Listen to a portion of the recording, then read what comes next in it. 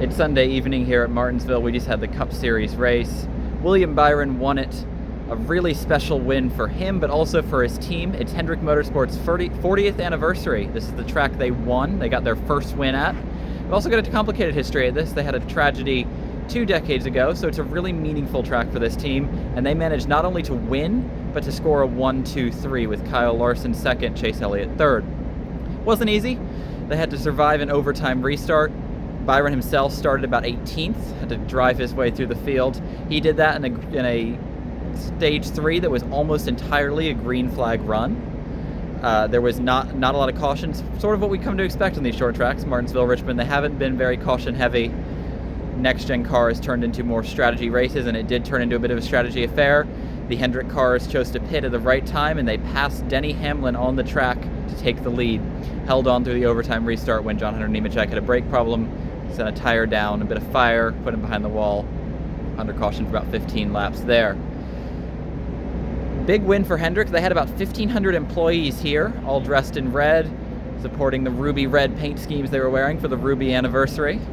Painting Martinsville ruby red. A couple of thoughts about the race. Obviously, not a lot of cautions.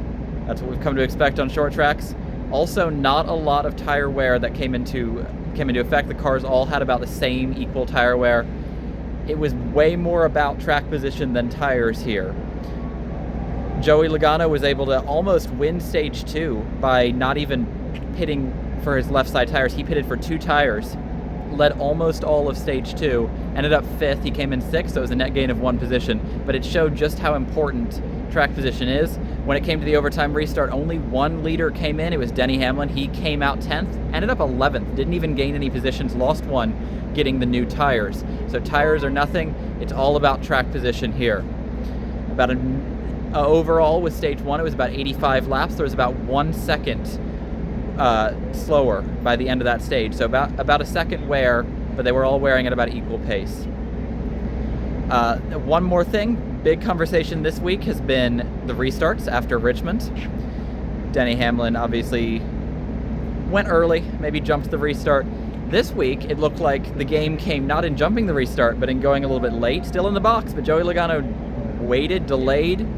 Kyle Larson was to his outside, and he confused Larson. Larson spun his tires, did not expect Joey to go that late, and Logano got the jump into turn 1 when he was trying to save his tires in that stage 2 start. So restarts are always going to be a game. Doesn't matter how you change the restart box. That's something to keep in mind. Good race. Hope you enjoyed it. For more on my coverage, talking about, for instance, the new Ford Mustang and what drivers think about that, and the new short track package here. Obviously, they didn't play in too much. Probably saw the same racing we've seen with the next gen. But the drivers told me they didn't expect much change, given that Martinsville is such a short track. Visit cupscene.com. I'm Owen Johnson.